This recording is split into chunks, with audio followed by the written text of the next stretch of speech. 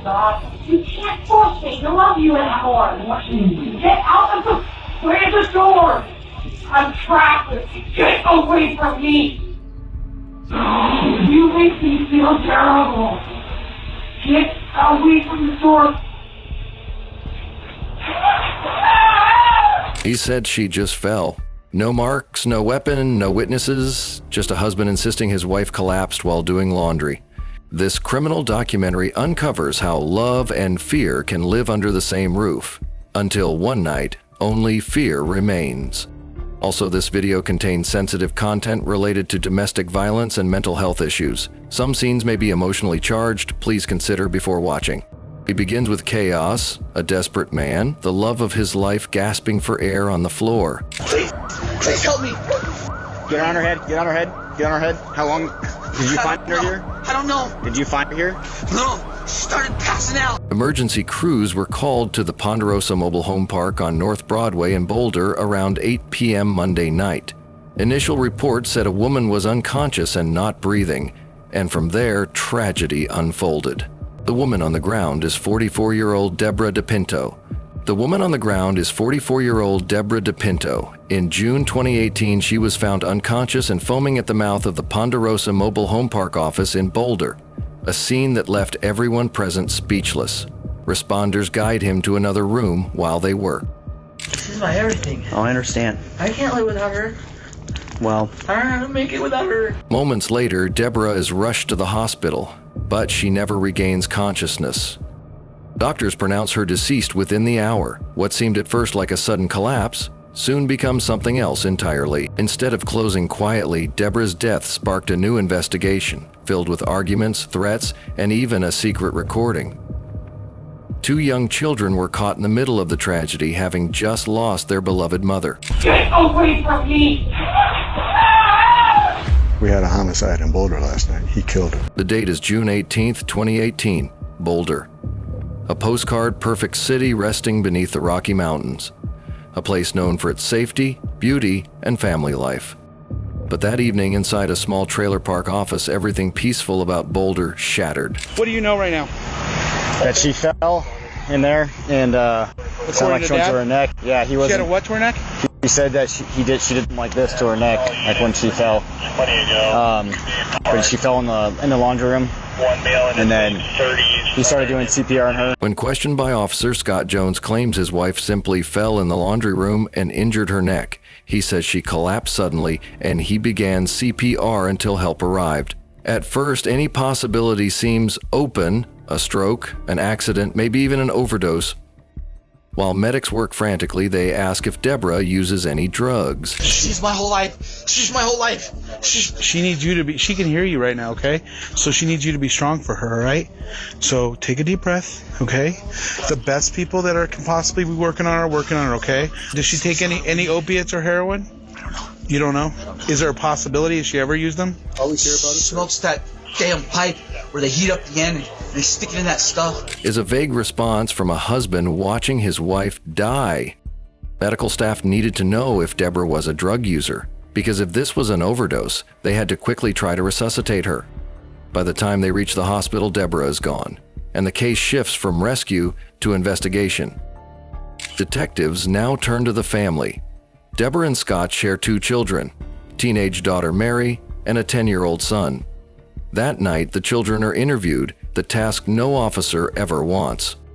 They started with Mary first. The couple's relationship, police soon learned, had been crumbling for years. What was going on today?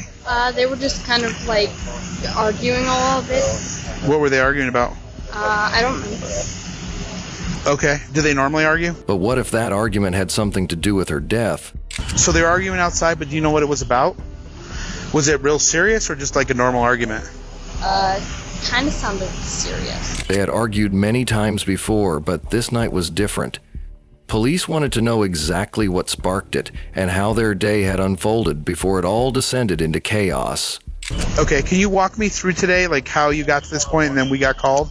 So, where did you wake up today at? I woke up at my house. Okay. And we drove down here. This gentleman that was just staying here, you all live at that house? Yeah. Okay. And then he dropped us off here and then went to work. Okay, and so she went to work. And then after a few hours, she came back here. Which was about what time? I think around maybe 4 or 5. 4 to 5 p.m.? Yeah. Okay. And then? Then they were arguing and I went to the car. Mary walks them through the day. They woke up at the house, drove to the trailer park, and her father dropped them off before heading to work. Deborah left for her shift at the University of Colorado Boulder, where she worked in food services. Around 4 or 5 p.m., she came back home, and that's when the argument began. By all accounts, Deborah was the steady one, a hard-working chef, mother, and provider. She often worked multiple jobs to support her family, while Scott stayed home caring for the kids. She came home late in the afternoon, carrying a heavy heart, and within minutes, the argument with Scott began. Deborah met Scott on New Year's Eve 1998. She was 25, he was 28. She was born in California, he in Florida. They bonded over horses and the Colorado outdoors, eventually settling together in Boulder. But over 2 decades, that love story twisted into dependence and control. Deborah was a dedicated chef who worked tirelessly at various places before settling down at the University of Colorado in 2008. Scott, meanwhile, had a sporadic employment history and spent most of his time caring for the children. When the family moved from the mountains to the trailer park, they left behind both the dogs and the horses. On the surface, it might have seemed like a normal change, but to investigators, it could have been a sign of growing marital tensions. Back in 2014, she'd changed her Facebook status to "It's complicated," captioned, "You ain't kiddin'." What once seemed like a joke now reads like foreshadowing. Although it seemed like a joke meme, it caught the attention of the police. To get a better idea of what might have happened, they decided to contact the couple's old neighbors when they lived on the mountain. Former neighbors from the mountain home described her as the hardest worker you'd ever meet. Scott, they said, never had much to do, always hanging around bothering people. He didn't work, she carried the load. He was a stay-at-home. But they have kids? They had 2 they kids, and he was kind of a pain in the neck. he had nothing to do but come down and kind of bother us all the time. But she was a very hard-working, good girl who got taken advantage of a lot of, I guess. She, like I said, she really put out to him and his expectations of the relationship. Which were very strange. She worked 2 jobs while he didn't work any. And Detectives tracked down Gardner, one of Scott's old high school friends. He recalls Scott as hot-headed, impossible to reason with. Whenever he was angry, everyone around him knew it. Loudly. Jobs came and went, temper stayed. On and off, he'd work with me. But, he always tends to lose his job because he runs his mouth about things that are going on in his head. About 2 weeks before Deborah's death, Gardner says Scott told him the marriage was over, that he'd moved into the trailer alone and was ready to move on. But by mid-June, the family was back under one roof. Had they reconciled or reached their breaking point? Last time I talked to him was probably 2 weeks, maybe, about 2 weeks before the incident. So that surprised you? I mean, just kind of curious myself. Yeah, actually it did. Really? He was talking about how that was all over and done with, and he was going to move on. Oh, they had separated, Yeah, and that was done. Huh? He was actually living in the trailer. So the last he said to you about like their relationship was they were done, split up, and it was over. And Yeah, and he was... never said anything about I'm going to kill that or nothing like that. Or No. When police re-interview other friends, darker comments emerge. A year earlier, when asked what he'd do if Deborah left him, Scott had replied, "That will never happen. If she tries, I'll knock her out and bury her."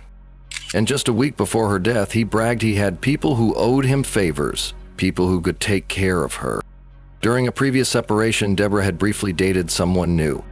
When Scott showed up unexpectedly with their 10-year-old son in tow, she panicked and told the boyfriend to hide in the closet. She feared her husband more than she feared being caught. Scott sent Deborah a series of threatening text messages. One read, "God is not pleased that you cheat on me." Another read, "If you offend me, I will rebuke you as God wills." And most seriously, Scott wrote, "No police, no restraining order can stop what is coming. I've got nothing left to lose." They read like a prophecy of what was about to unfold. Scott had 2 children, but it seemed they didn't matter if he couldn't keep his wife. On June 18, when Deborah returned home from work, another argument broke out. Moments later, Scott yelled for his son, saying his mother wasn't breathing, and dragged him to see his own mother's body. He came in like screaming, and he was saying that he thought he was dead. So he brought me into the room, and she was just purple and cold. What Scott didn't realize was that recent thefts in the trailer park had led management to install surveillance cameras, including a hidden one inside the office where the argument took place. Whatever happened that night, the camera captured it. I thought there was some common sense with you. Well, I thought you knew that you don't have somebody in there. The footage shows the couple entering mid-argument, moving toward the laundry room just off screen, but the microphone keeps recording. He doesn't know. I didn't know. That's what I got to tell me. Deborah was exhausted, tired from work, tired from the endless arguments with her husband. All she wanted to do was finish the laundry so she could leave. But that night, this was no ordinary argument. It was the beginning of something much worse. What are you doing over there? I'm getting one. Get out of here, this common sense. We're fighting for an hour over nothing. I'm done. We are never going to be together. You're so cruel. Is that all you got, cruel and mean? You're getting my way. Weird. We're getting out of my Nah, whatever. Get away from me. Get away from me. Then the struggle begins. A crash, a cry, and finally the sound of strangled breathing. Then silence. Don't touch me, Scott. You can't force me to love you anymore. Get out of the... Where's the door? I'm trapped. Get away from me. You make me feel terrible. Get away from the door. That final sound marks the moment Deborah's life ends.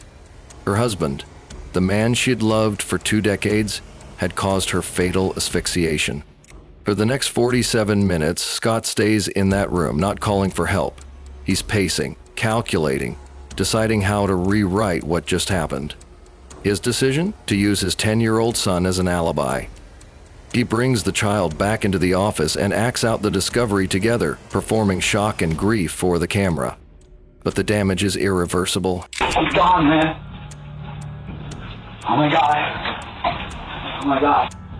Oh my God. Oh my God. Oh my God. Oh my God. Oh my God. When the autopsy results return, they confirm what investigators already suspect: forensic evidence of asphyxiation, consistent with external pressure. The children are placed under protective custody, and Scott Jones is brought to the sheriff's department for questioning. Inside the interrogation room, Scott Jones looks calm. Too calm for a man whose wife has just passed away. He repeats his story like a broken record. "She just fell. I don't know what happened. I love my wife. She loves me."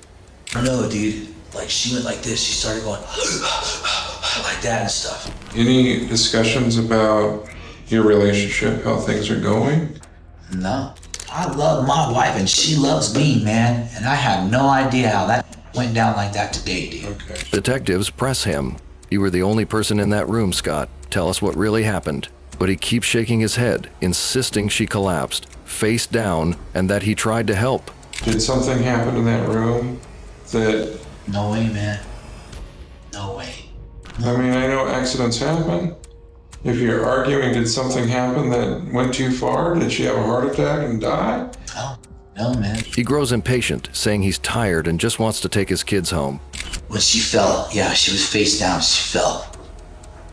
So I'm tired. I want to get my kids home. And I've answered a lot of questions. I've been very cooperative. But investigators aren't buying it. They can feel the holes in his story, and they're about to receive the one thing that will blow it apart. That same night, the manager of the trailer park calls the sheriff's office. He's found something on the surveillance system, the hidden camera feed. The manager says watching it made his spine go cold. I hear him arguing for about 15 minutes, and then right at 7 o'clock, you hear like some screaming, and it just sounds like something bad is happening to her. Okay. And then he does not come out of the back 45 minutes. Okay. And then when he does, he's saying, oh my God, and he's kind of pacing. Okay. And I just got chills up in my spine. I couldn't watch anymore. Detectives confront Scott with what they've seen. He leans back, his jaw tight, and mutters, "That video doesn't prove anything." But his calm starts to crumble. Moments later, he demands a lawyer a last attempt to regain control. But the evidence is already overwhelming, and within hours, Scott Jones breaks. He confesses, not with remorse, but with justification. As he's escorted from the station, Scott starts to sound regretful. His words are soft, but his self-pity is deafening. That was me. That was you. Well, Care of them. I was the stay-home. All she did was abuse all of us. For many years. And I just couldn't take it anymore. I don't know what else to say. I'm sorry. I never meant for any of this to happen. It was an accident. I didn't believe her anymore. She lies, lies, lies, lies. Never stopped lying. But I wish I could take it back. Then, months later, the real Scott resurfaces. In a recorded phone call from prison, he boasts to a friend who'd made it all go down. In a letter to an older son from a previous relationship, he writes, "Now she's in hell. I bet she's a believer now. Too late. I bet she doesn't think I'm weak anymore." It's a chilling glimpse into his true feelings. No remorse, only pride. By December 2019, the case reaches trial. Jurors deliberate for nearly 10 hours, split not on guilt, but on intent. Was it premeditated homicide or a spontaneous act? His threatening texts, his violent statements to friends, all pointed to planning. But his outbursts in the interview made it look impulsive. According to the affidavit, the incident occurred in the laundry room of the mobile home park where DePinto and Jones had an argument. She told him it was over, that she didn't want the relationship to continue. Security cameras captured the moment, though the image was obscured. Over the cacophony of the room, DePinto's voice could be heard clearly, get away from the door, let me go." The audio from the security camera was chilling. The screams faded, replaced by a brief struggle, then silence. According to the affidavit, the woman's voice gradually faded, sounding as if she were being strangled before she lost consciousness. 40 minutes later, Jones returned to the frame. He paced around the room, saying nothing. During questioning, he admitted, "I didn't mean to. She died of asphyxiation." In the end, the jury sides with the latter. They convict Scott Jones of second-degree homicide and child abuse for forcing his son to see the aftermath. He led his 11-year-old son into the room where his mother lay motionless, an act prosecutors say was staged to cover up his guilt. It was a chilling moment. The judge hands down 48 years in prison, the maximum sentence for that charge, plus 1 additional year for the child abuse conviction. He is also barred from contacting his children ever again. According to Boulder County District Attorney Michael Doherty, Ms. DePinto received support from a large number of family and friends, many of whom attended the trial. She passed away tragically, leaving behind her children who lost their mother. With this guilty verdict, justice has finally been served. I am grateful for the hard work and perseverance of the prosecutorial team and law enforcement who worked tirelessly to bring justice to Ms. DePinto and the community. Today, Scott Jones remains behind bars. Deborah's children are being raised by her extended family, far from Colorado, far from the man who took their mother's life away. In the end, a hidden camera became her silent witness, capturing not only her last moments, but the truth Scott Jones thought he could hide. The footage shown here focuses on real interactions with law enforcement officers. It is presented to inform and educate, not to target or embarrass anyone. With so much misinformation surrounding police activity, showing authentic encounters allows for transparency and public awareness. What happened? I don't know. You think I am not kicking out of myself?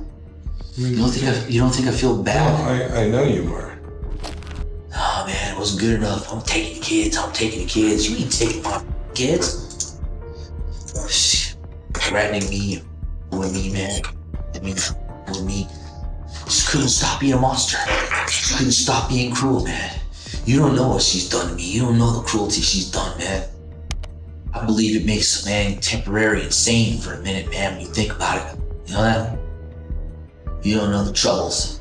You don't know the pain. You don't know what I've endured. You don't know what that woman put me through. You don't know what she did to my son. You don't know.